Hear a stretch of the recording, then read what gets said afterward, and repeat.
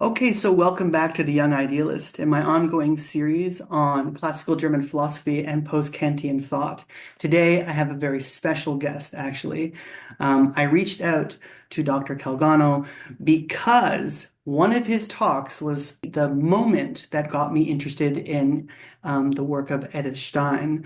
So I'm very happy to have Dr. Antonio Calcagno, who is a full professor of philosophy at King's College at Western University. And in September of 2023, Dr. Calcagno was named a fellow at the Royal Society of Canada.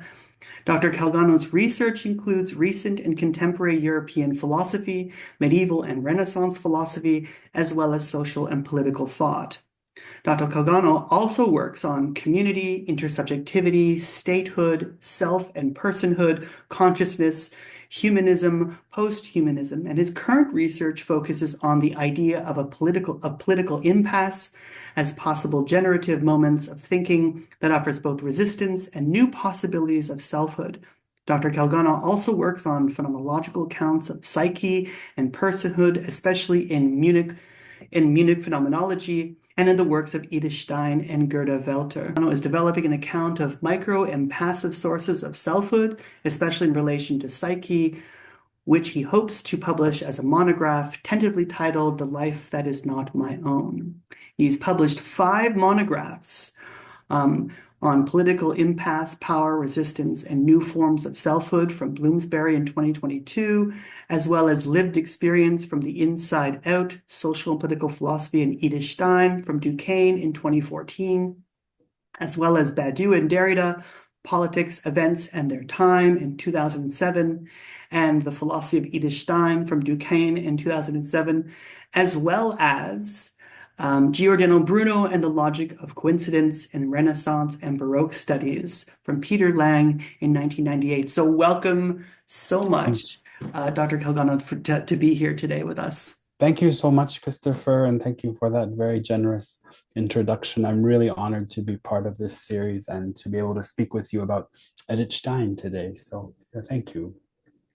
Well, like I said, it was your very, rigorous and scholarly work that got me interested in Edith Stein. And I guess my first question is this. So this morning I was actually reading the introduction to On the Problem of Empathy. And the very first thing that Stein brings up is the phenomenological reduction. Hmm. Now, my question is, how much of Husserl is in Stein's phenomenology, and how much do you think is differentiated between the two? This is really an important question and a really central question in terms of um, her role in the phenomenological movement and her um, connection and relationship to Husserlian phenomenology and her role in it. And I'd have to say that this is a constant and evolving either a tension or a source of profound reflection or profound enmity, depending on where you draw the lines and so on. So, when I started studying Edith Stein at the Husserl archives in Louvain, the view of her generally in phenomenological circles was that she was just basically a kind of secretary assistant to Husserl, and she helped prepare certain manuscripts and so on. And there wasn't much philosophy that was singularly her own. This was the kind of view that has changed over time as scholars began to read and understand her phenomenological project. And as manuscripts came forward, various letters, and people uncovered um, aspects of her work and Husserl's work that showed that their connection was richer than simply one of being an assistant. She herself described the role as one of collaboration. And so you have this kind of tension between her as a minor figure, kind of a student working with Husserl, or that of a genuine philosophical collaboration that really was meant to advance Husserl, but also Stein's own philosophical take on things. At the moment, this tension is raging again in terms of her work on ideas too of Husserl. Dirk von Farah, in conjunction with the Husserl archives, they've decided to purge the extant version that we have of ideas too, and try to present the pencil manuscript which Stein had worked on. So what they want, what should be published shortly is this pencil manuscript that Husserl had kind of pieced together, written, that Stein was meant to elaborate, which eventually became ideas too. This is a bone of contention. Are they erasing Stein from Husserl, or are they showing what Husserl really meant? The Depending on which and where you want to stand, I would I would say that really that the period in which Stein was working with Husserl is one of profound exchange, philosophical exchange. And you can see the debates chronicled in her letters, his correspondence, and so on, and then the emendations that are carried out and so on. Husserl, we now know that Stein had worked on a vast amount of Husserlian manuscripts. It was not just simply the time manuscripts or the ideas manuscripts or the Ding und Raum, space and thing and space texts. There were a whole series of works on nature and spirit, on psychology, on Kant, that Stein had actually prepared for publication, some of which are pretty close to what Husserl wrote. Other times, Stein was meant to really make presentable Husserl, and she had a profound knowledge and awareness of Husserl's philosophy, and so she was able to do that. That being said, she was also very critical of Husserl and some of his propositions. She was faithful, probably one of the more faithful students that he had, but at the same time, she saw certain tensions that needed to be worked on. In particular, she was uneasy with his transcendental reduction or his transcendental turn. It's not that she outright rejects the transcendental turn. It's just really it's about the purity of the realm and what it should include in it. And for her, and Husserl is aware of this himself, he tries to sketch a concept of nature, a concept of subjectivity and intersubjectivity, cultural world, all these things that you see certainly in the Crisis and later texts. This is what Stein had hoped he would have put in there earlier on, and he didn't quite do it. It took him, 20 years to do it. But I think that this is part of the impact of Stein and others on Husserl to kind of move in a different direction. And he did. And I think Stein wants to see that broader idea of the transcendental that Husserl, certainly in his earlier period, was a bit reluctant to include there. No, I think that's a fantastic answer and very rich, and it gives us a lot to discuss. In terms of situating Stein philosophically, who do you think are some of her main philosophical, psychological, phenomenological influences on her writing? I think, phenomenologically speaking, I think that, Husserl, of course, Edmund Husserl was paramount to her thinking. But I think she was in constant dialogue with members of the phenomenological movement and circle. She was deeply influenced by certain psychological ideas that came from Munich. So, for example, the work of Theodor Lipps, or not that he's a phenomenologist per se, but he's certainly behind a lot of the movement, and Alexander Fender in Munich. Her best friend, Hedwig Conrad Martius, very influential on her thinking. Max Scheler, also deeply influential. And her teacher, Adolf Reinach, who really led her and trained her in the phenomenological method. She was profoundly devoted to him and his view of phenomenology. And maybe it was his reluctance to move towards Husserl's transcendental turn that also influenced Stein's own full acceptance of the Husserlian transcendental turn, at least as Husserl saw it at that in that period in Freiburg that they were together.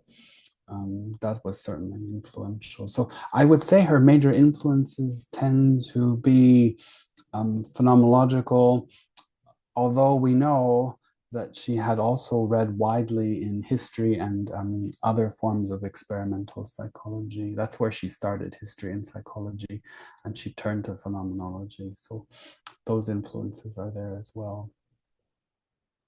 No, that's great. And often at times she tends to juxtapose phenomenology and psychology. We know that Husserl really disliked the psychologism of the era or the time. What was Stein's attitude towards psychologism or some elements of psychology in relation to phenomenology? I think that she found refuge in Husserl. And in terms of his critiques of psychology, then what was, a largely experimental psychology that was largely framed in models of causality that were largely rooted in body kind of physical phenomena and so on. And Stein thought that that kind of approach to psychology, along with Husserl, was very limited. It could only give you a very narrow idea of psyche and its life and movement. And so I think that the critique of psychologism she shared deeply with Husserl, and she had a profound um, attachment to psychology. In fact, a lot of her work is in psychology. That comes from her earlier interests, pre-Husserl, and she likes the attempt to understand psyche in Fender and in Husserl in a phenomenological sense. It's a broader humanistic approach that can also account for social psychology and things of that kind of that would deeply interest Stein. In several places, it seems that Stein has such an interesting account of consciousness. In philosophy of psychology and the humanities, she begins talking about a kind of flow of becoming, in a sense. Yes. The problem of empathy, she talks about it in a kind of intuition-based sense, where it's kind of ideation. How could someone define what Stein thought as consciousness, and what was its role in the in her phenomenological system? So I think that idea of a flow of lived experiences where one experience sort of bleeds into the other and in a continuous movement. This idea that she takes from Husserl, she totally accepts and defends.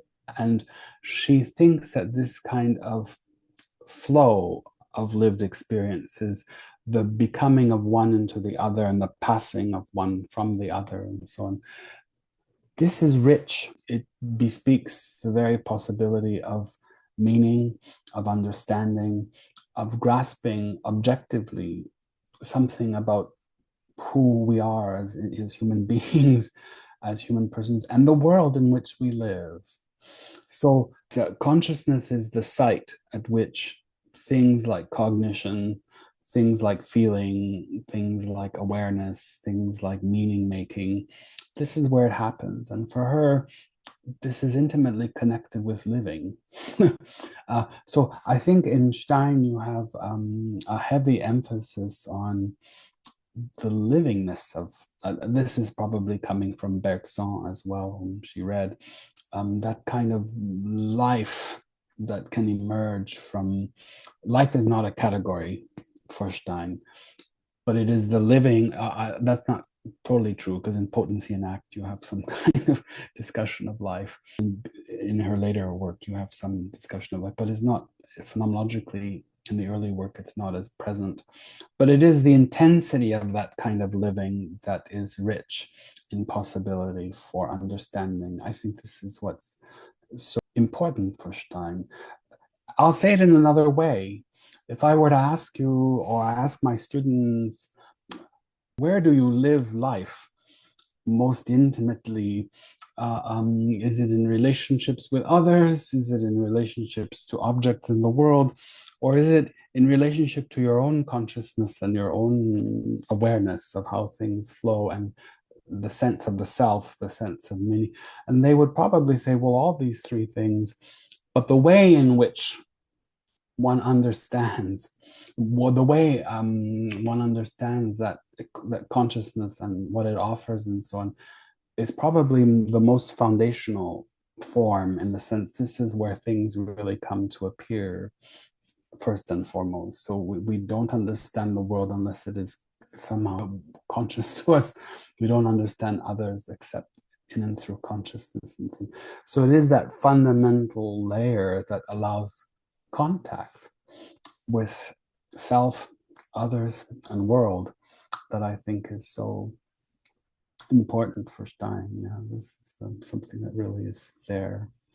And so, where do you live most intensely, or where do you live? Where do you encounter things first and foremost? It is probably in consciousness, no? So I think that's where she wants us to go. She says this is one of the primary ways that we can access meaning and understanding, is through consciousness. Thank you so much for that lovely answer.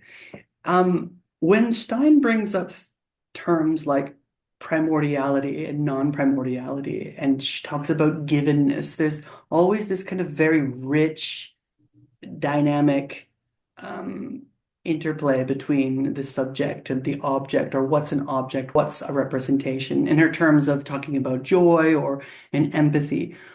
Could you maybe talk about what Stein saw as givenness, and then maybe elaborate on what she thinks is this concept of primordiality and Sure. non-primordiality? Sure. Givenness in its simplest form really is just the very appearing or showing of something to us in consciousness. So that something suddenly comes to appear, that something comes to exist in consciousness. This is the giving of something to us, yeah, that is not self-generated. So what happens is that consciousness receives data, the givens of experience, yeah, and it is this fundamental act of givenness that is not always self-generated ourselves, because we can also give ourselves things. This is what is what that kind of what givenness really refers to, that kind of fundamental appearing or showing of something in consciousness. When Stein talks about primordiality and non-primordiality, the German nicht Originalität and Nicht-Originalität are the two words that you have. Something that is originary and something that is non-originary. So something that is non-originary or non-primordial, this is something that we don't experience necessarily directly and immediately. So in the case of empathy, we don't necessarily experience the mind or the feelings of another directly or immediately. We have to represent the lived experience of another mind to ourselves. That would be the non-primordial, non-originary experience. It's a secondary kind of reflection that has to take happen. On the other hand, a direct perception of something, like you feel the tap on your hand, you hear a sound. This is something that, and then you begin to perceive it. And then you try to understand it. This is something that really is originary with you. It comes into you directly and immediately. That would be the distinction that she's trying to make. So some things. So in perception, things are originarily or primordially given. Yeah, they're immediately and directly given to us, and we begin to analyze what is given and so on. In empathy, you have a secondary, so the other appears. So you, Christopher, are now appearing to me directly. I perceive you and so on. But I don't really understand, I don't grasp the sense of what you're living in your own mind and so on. In order for me to do that, I have to do a kind of secondary form of reflection or representation.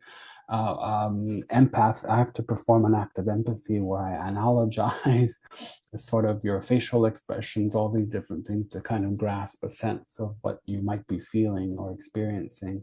And so this is the non-originary or Nicht-Originalität kind of experience that Stein says empathy is the combination of these two things, right? There's a direct presence and there's also this secondary non-originary aspect that you have to represent to the mind through analogy, through memory, through all these kind of other acts. So I think that's what she really means. So some things that are more immediate and direct, and others that you have to use other acts in order to figure out what's going on. That would be the kind of distinction that she wants to make with any form of givenness. Thank you very much for clearing up all of those terms. Sure. What I found extremely interesting about Stein, especially as a phenomenologist, is her relation to community. Mm. She has an intricate understanding of community. How do you think she extends phenomenology into the world, into her understanding of community? So in many ways, she is very Husserlian in the sense that she's convinced that really the base unit of any community is an individual person. Yeah, and there is no community if it does exist. There can be no loss of individuation. There can be no loss of individuality. There's no super individual or uber individuella world in which you fuse and lose yourself. This is impossible for Stein. Nonetheless, there is an experience of community. So you can experience something like the sense of the collective. So you understand what the collective is living. You understand what the collective is going through. You can understand the feelings of what the collective is going through and so on. But it's always through an individual perspective. And so the kind of community that Stein really defends is really a kind of individualistic kind of perception of something like collective experience. The individual never really fuses and forms some kind of, never fuses with others to form a collective person. This is, for example, in Max Scheler in Intense Forms, or Edith Stein's student Gerta Walter, who had these more extreme, intense forms of intersubjectivity. Stein doesn't really go there. So, what does it mean for you to be in a community as an individual? You can share in the life of the other. So, you share in the personal life of the other in the sense that you grasp the experiences of the other and you understand what it is for there to be that collective experience, but always through the lens of the individual person that undergoes it. So, it's more limited idea of community that really, like Husserl, the individuation of the self never really is lost. The primacy of an I, yeah, that kind of modern I subjectivity is always there for Stein. And other phenomenologists really question whether that's true or possible. Yeah. So this is what she kind of means by community, is that kind of living in the experience of the other in solidarity, but it consists, that solidarity is really a shared feeling and understanding of collective life that is always mediated through an individual. This is what Steinian community, I think, means. Yeah. No, that's fantastic. Since you brought up the I, what sort of what sort of processes is the individual I going through as Stein is talking about her lived experience? What are some of the things that she discusses in a sense? About the I and its communal experience, you mean, in Sure. particular? Yes. Yeah. So the I, in order to have a kind of understanding of community, the I, first of all, has to have some kind of sense of itself. It has to have some kind of sense of some kind of self-awareness, but also self-understanding. That is given in kind of direct experience of the self, the inner, what Husserl and her call inner experience. So she understands that as she analyzes her own experiences of herself, that she really is constituted as a person, that she's embodied, that she has a psychic life, feelings and emotions and drives and dispositions and so on, strivings, but that she also has spirit. That is to say, she's rational and free and can, that her actions are not simply psychically caused, cause and effect, but she can also deliberate on those possible actions in what she and so-called motivation. So you have these three realms of embodiment, psyche, spirit, which consists of intellect and will working together. These layers form something like an understanding of what I am as a human being, as a human person. And I also have a personality and a personal core that really marks me as different from others. And so there's a kind of, what Husserl would call maybe a style or something like that. She calls a personality.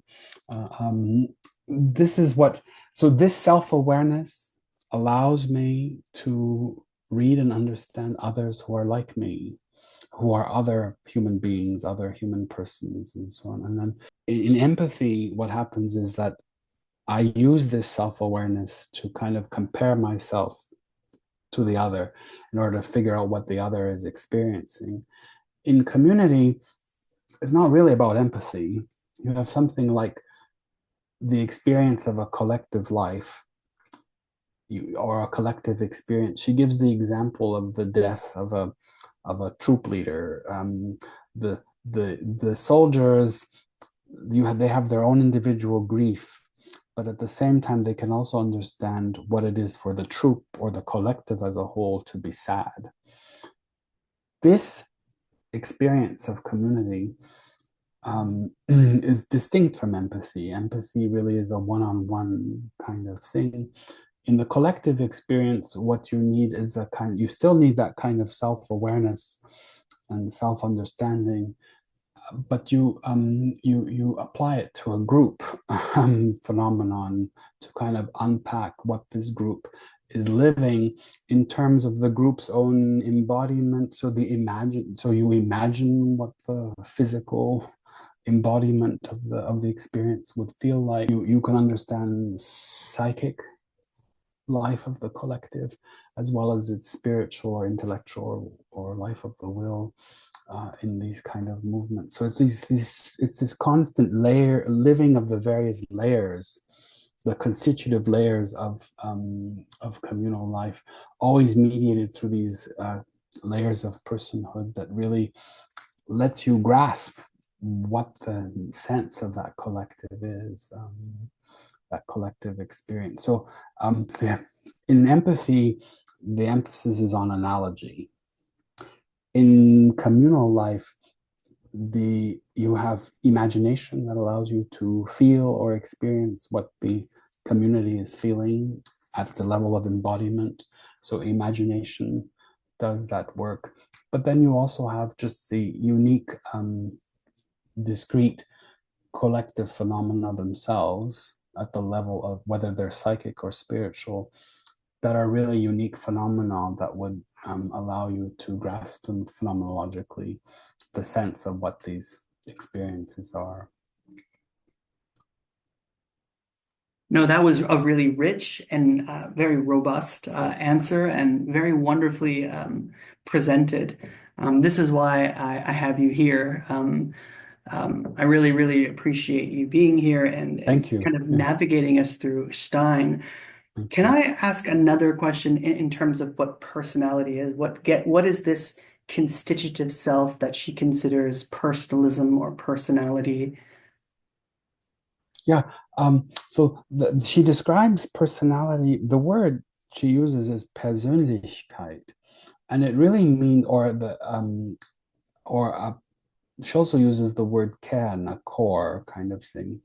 And the word means essentially what you find in her descriptive analysis is really something like a personality, or it also means personhood, or it also means personal core. These are the three kind of descriptors that we would have in English: personal core, personality, or personhood. What is this thing? Um, okay, every human being, by their very existence as a human being, has this kind of structure. Every human being for Stein has a kind of personality core or a personhood or a personality. What does that mean? It unfolds and develops through time and through its experiences and so on. It itself never really disappears. It's always functioning and unfolding. It comes with different potencies in her later work. You can either fully actualize it or not.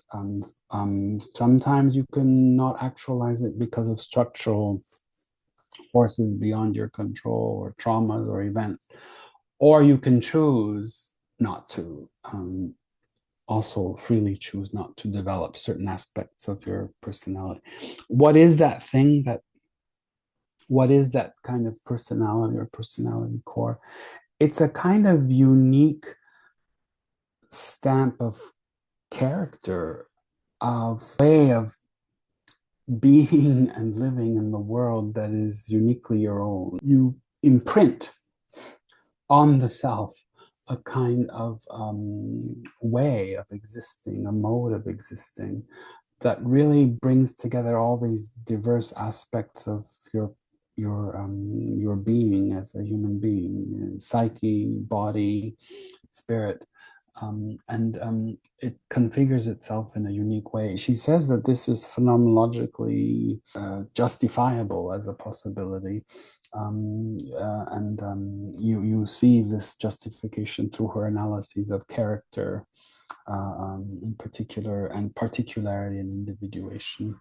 So this is what the personality really is. It's a kind of unique way of existing and grasping the world and oneself and others. Personality moves in the world. It really receives and projects the world out, marked by your kind of individuation and particularity. Um, this is something she thinks is unique to every human being. This is why we're not machines. This Yes. is why we're not. This is why there's always this kind of unique stamp that she believes every person brings forward into the world. So Stein, of course, has written on the state and she has written on many things, and she does have a political philosophy. So how do you see her political philosophy in relation to her phenomenology? Yes. So Stein, I think a lot of people don't realize how political Stein was in her own life. She helped found the German Democratic Party in her home city of Breslau. She campaigned for the GDP. She campaigned for women's suffrage. Uh, um, Actively in her university life and so on. So she was, and she herself fought for admission, possible professorship in philosophy. This was denied to her at least two times, if not three. At various points, because she was a woman and that women in philosophy were very rare, and they were not allowed to occupy chairs. This also happened to her friend Hedwig Conrad Martius. It also happened to her student Gerta Walter. So there's a whole line of these women phenomenologists that were denied academic positions. So she campaigned and wrote to ministries to try to change things and so on. So she was very active on the ground, campaigning and setting up all kinds of things. That being said, she also, the last part of her phenomenology, most people read her phenomenology, they read the stuff on empathy and they read some of the stuff on community, not so much on psyche, and they largely ignore this text on the state that she wrote. This is such a curious text. Uh, um, um, Obviously, it's a kind of phenomenological account of the state that is really puts forward some of her own political convictions, I'm sure, but also tries to negotiate the realist and idealist tension in Husserlian phenomenology by looking at a real concrete thing called the state. Stein defends the state. She believes that it is an object that exists phenomenologically and practically, historically, materially in the world. This sounds so bizarre, but this is what she tries to do, and the state really is uh, as a phenomenological object. This is, and this would be of interest to those who understand the state in constitutional terms, as an object in law. This is how she understands the state. And what she brings to the analysis of the state is not a contractualist position, so not the position of the contract where one abrogates one's own freedom to enter into a collective agreement in order to have certain rights and privileges extended while sacrificing one's own individual freedom and so on. She rejects that model of the state and says this model of the state really is inadequate because not everyone actually actively enter the contract. It's largely imposed. So she's very critical of this kind of model. She accepts. So what she does is she says, okay, she's committed to the 19th century idea of the state as an originary configuration in law. What does that mean? The state self-defines itself as a sovereign entity that can prescribe its own laws and self-determine itself. Not simply in terms of its territory, which is the geopolitical model of the state, but in terms of its own free actions and self-determinations in law. This means that she accepts the 19th century idea of the state as an originary, self-defining entity that has no causal dependency on any other foreign or other extrastatic event or institution for its own sovereignty.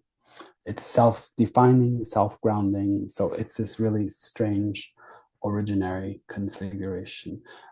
This is the problem that we have in Canada when it comes to Indigenous theories, with Indigenous law. Indigenous law doesn't recognize the state as this originary kind of being, and Indigenous scholars have written much on why this is inadequate and not true as a possibility.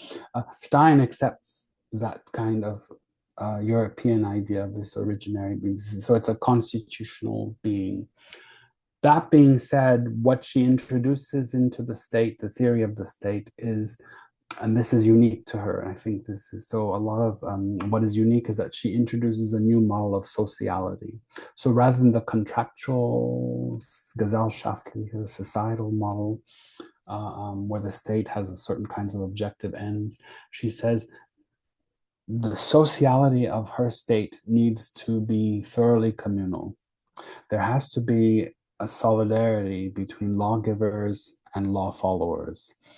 they have to live intensely that kind of communal bond between one another in order to preserve and execute the law. So, not a contract, but a kind of a relationship of solidarity, of community that really is important. And this really changes things because in the contractual model, it's the objectives that really guide how you act. In the Steinian model, it is the relationship of community that is foundational and which ultimately will help define the goals. Yeah. The goals are internal into the life of that community as opposed to external, and you just simply following. So there's a greater sense of belonging, a greater sense of feeling for the life of the state and how it's embodied in communal experience and so on. And for her, what's really fundamental is that you can actually bring into the state something like ethical values, justice, the feeling for justice, all these things that really are deeply interpersonal. That's what she wants in the state. So she wants a more intimate idea of the sociality of the state. Whether that's practical, whether that's feasible, whether that's doable, and so on, this is always a bone of contention. Whether it can be abused, of course, it can be abused. She knows that too. But she feels that that more intimate attachment to the life of the state as a lawgiver and our place in it as law followers and so on, that community of lawgivers and law followers, she thinks is probably better for something like justice and the good to be achieved, like human flourishing. So this is her kind of idea. The one thing that's so interesting is that she has a whole theory of affectivity and valuing. So that the state, which, the contractual model tends to not really, doesn't really want to go there, but like the deep affectivity and the deep valuing possibilities of the state are more concretizable in this communal sociality that she advocates than in the traditional contractual model that you'd find in Hobbes or Locke.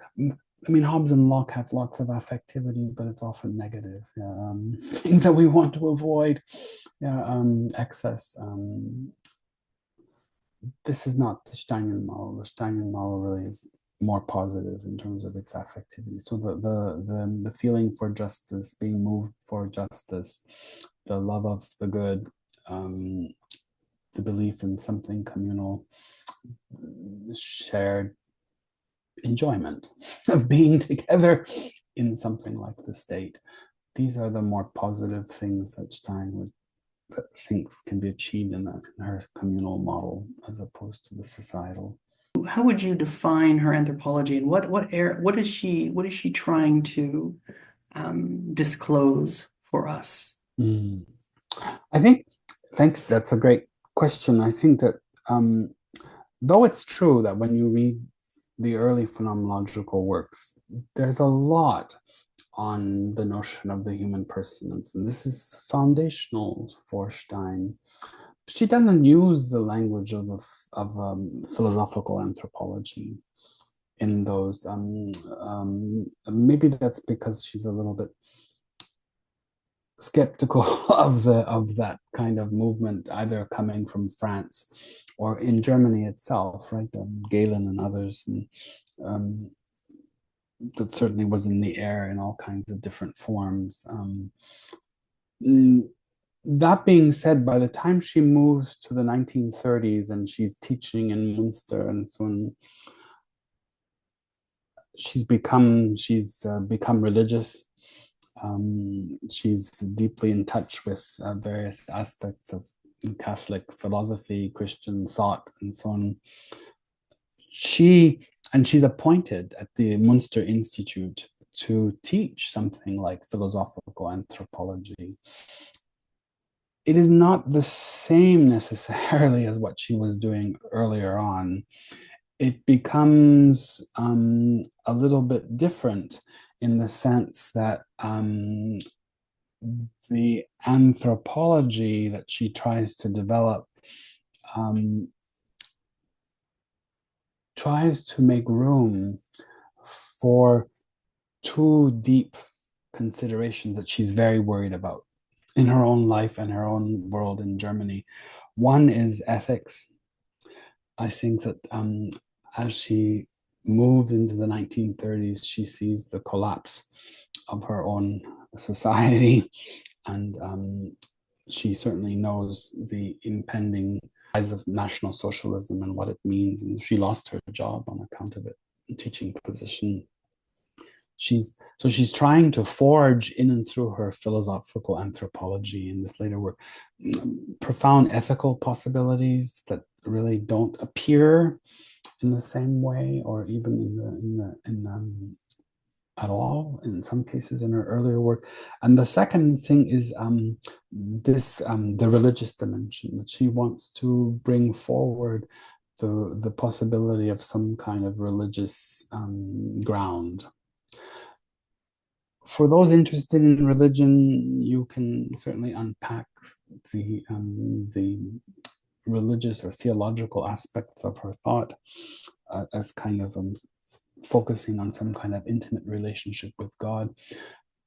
But philosophically, what's interesting about these texts is not only how she reworks her earlier work and what she thought about Husserl and so on in these later works, but in the discussion of religion, what she's really trying to achieve is something like a universal sense of humanity, a human community. This is the language that comes out in the Munster period, a human community in which all of us share and have a life in and are bound to kind of help preserve.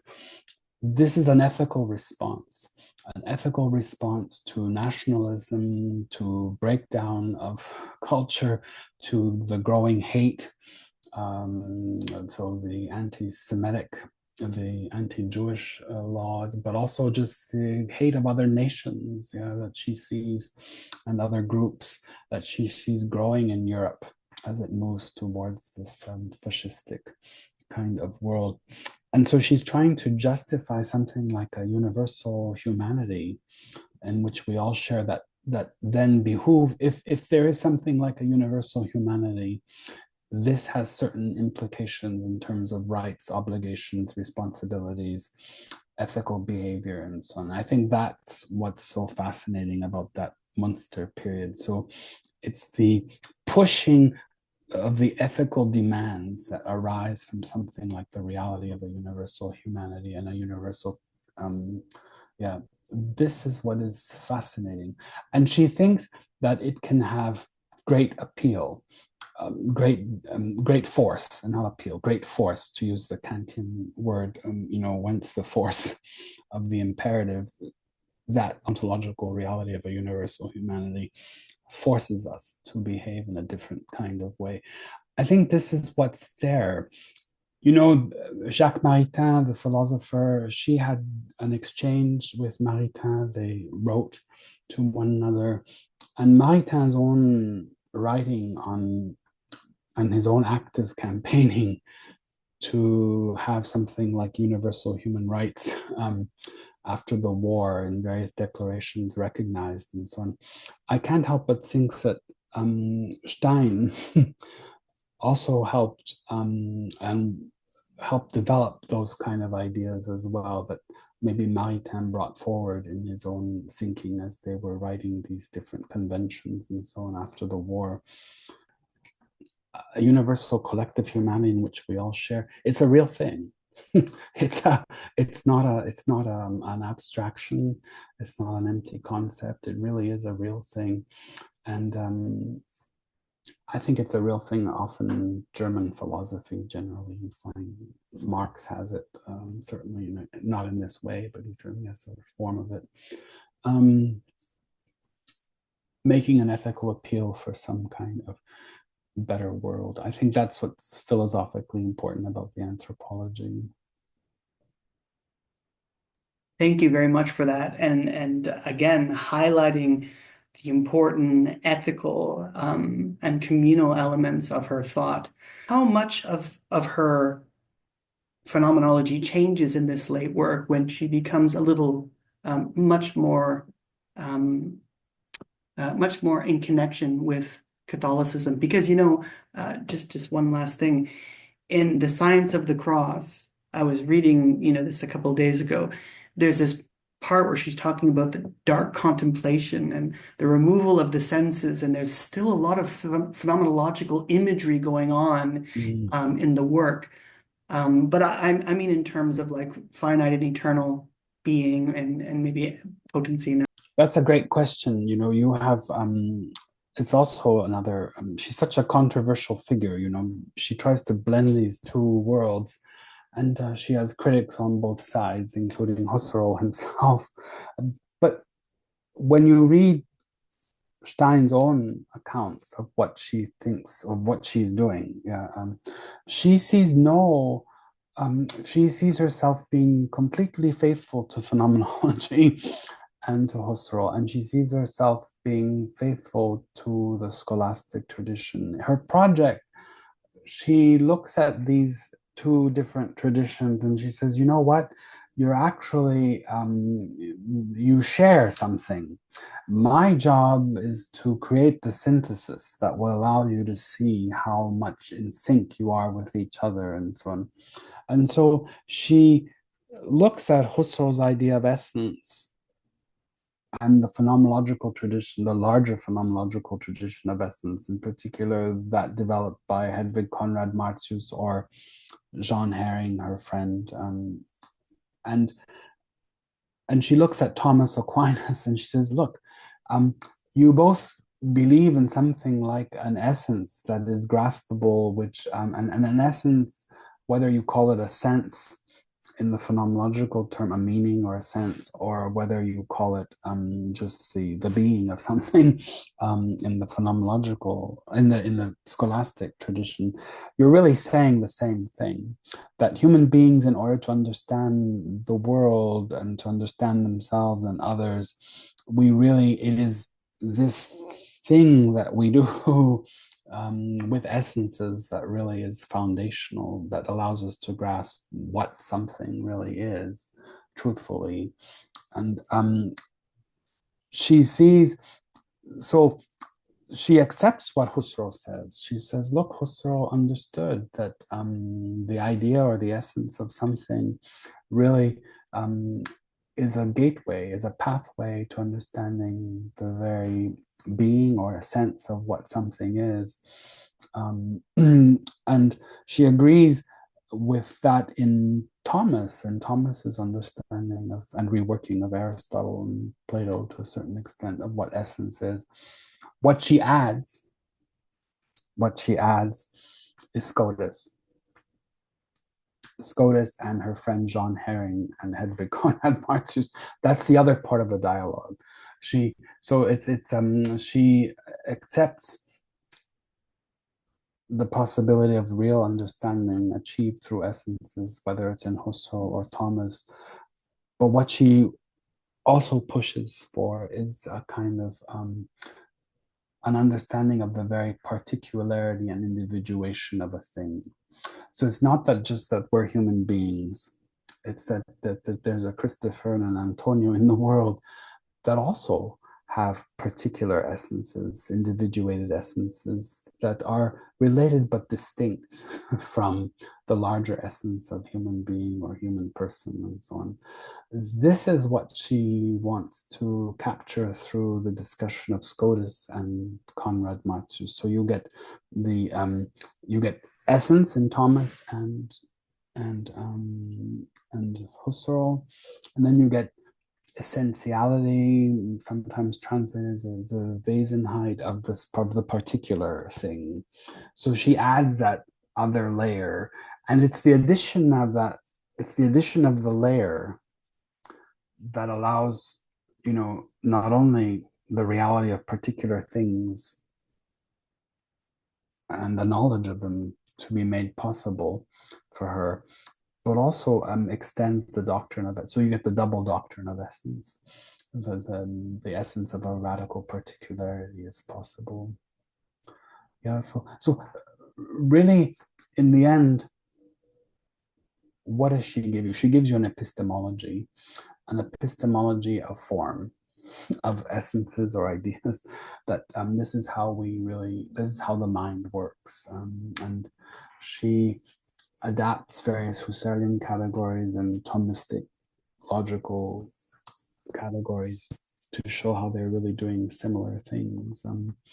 Um, where Thomas and Husserl might not follow her is into this essential particularity, essentiality.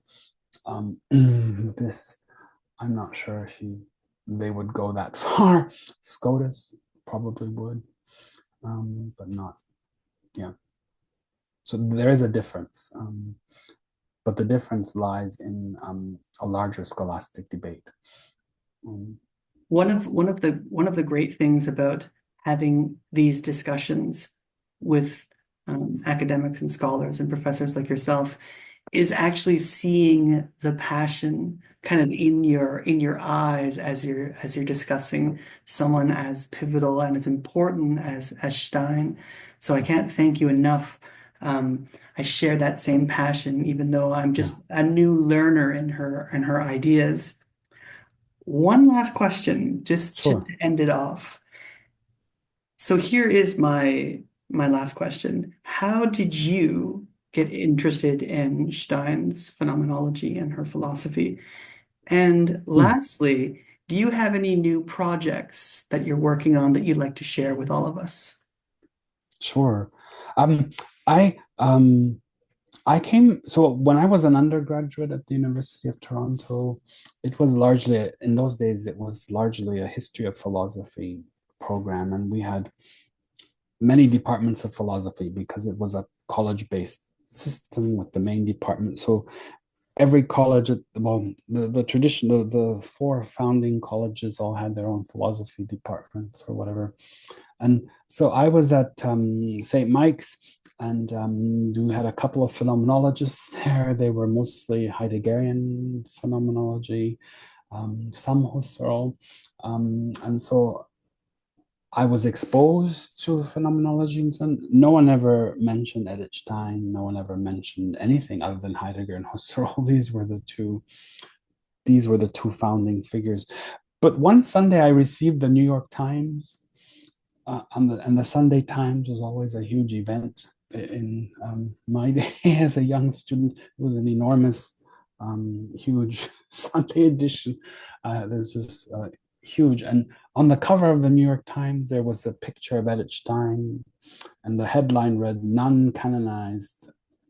Philosopher none canonized or something like this. And I started to read this story, and it turns out that the kind of philosophy that she was interested was in phenomenology, and that she was a student of Edmund Husserl. And I really liked Edmund Husserl, his philosophy a lot. And I thought, oh, I have to go and read who is this figure that the New York Times is talking about. And then I read her autobiography, and then I started to read on the problem of empathy, and I'm like, oh, this is such a fascinating, because she works on the social, not the logic, not the and so I'm always interested in the social and political.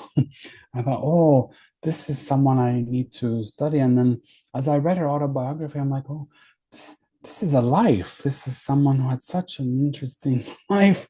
And I'm thinking, and a moving and tragic life. And I thought, this is, and then I thought, okay. So I'm always moved by philosophers' lives.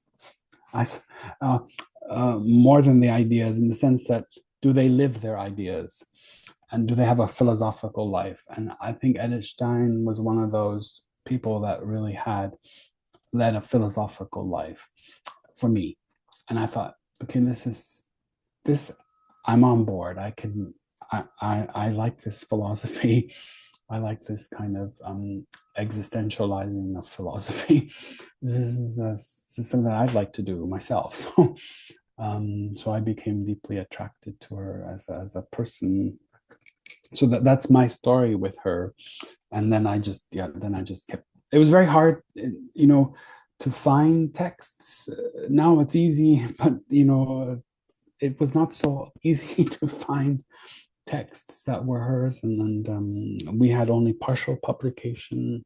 We didn't, things were still unpublished, so it was difficult, but it eventually unfolded, and probably there's more that will be uncovered and so on.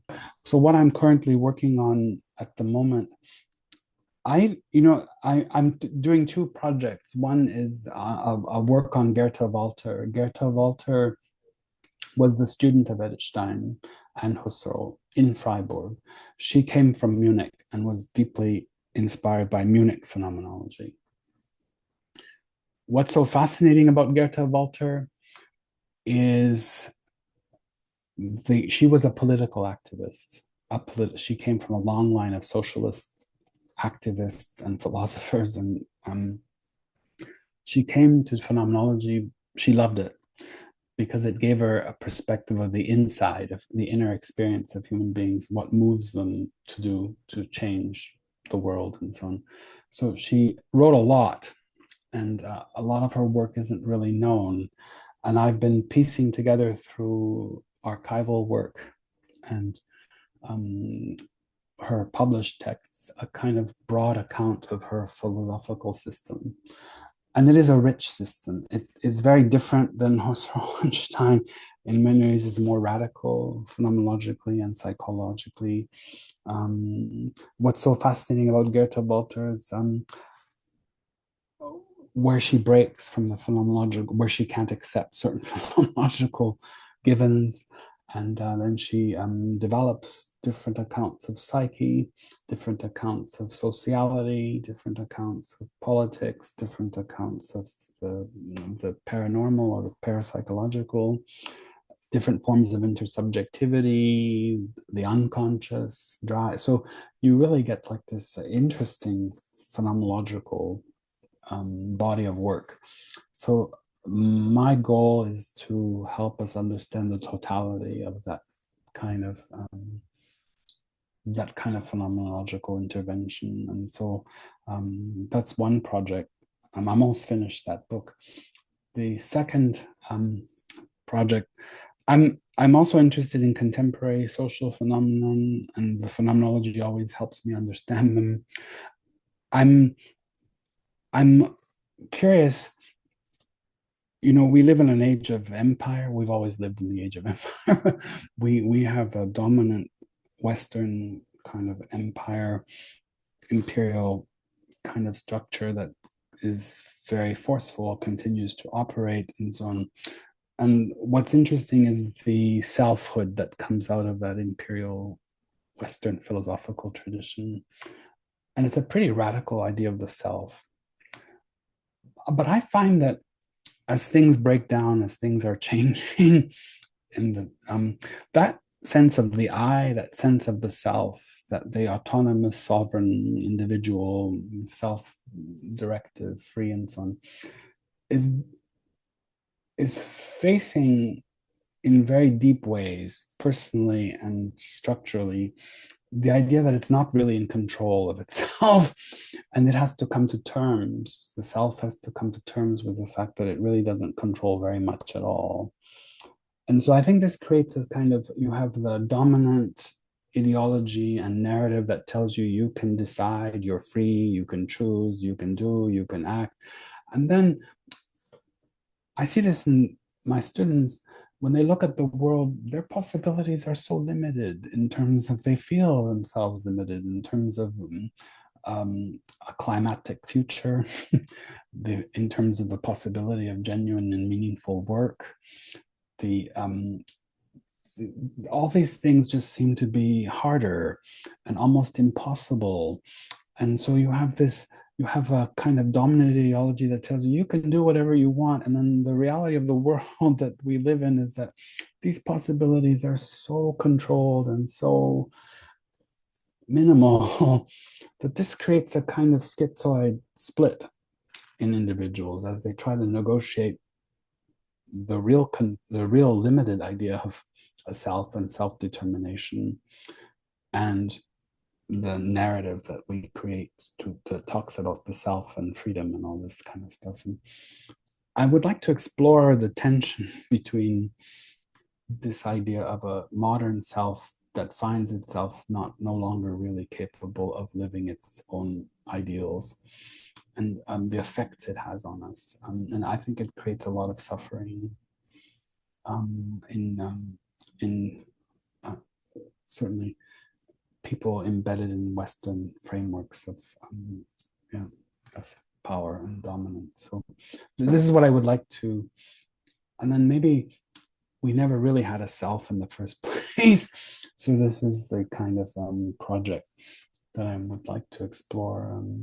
Adorno says, life lives itself, and we just kind of tag along, kind of thing.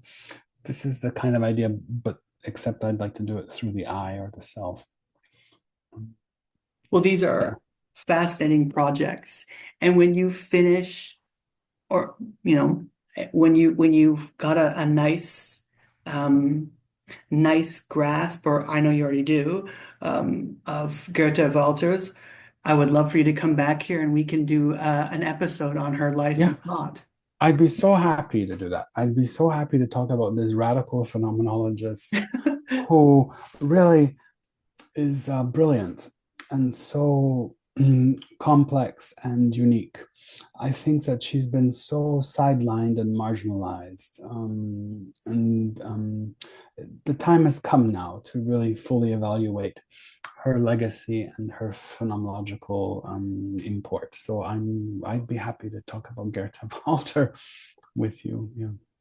Well, I want to thank you again for navigating us through, I mean, many texts of Stein. You Yeah. really, really unpacked all of these really nice concepts, rich concepts, and gave us such a clear, concise analysis for us to really, really think about. And you really brought Stein to life in this hour that we had. So I can't thank you enough.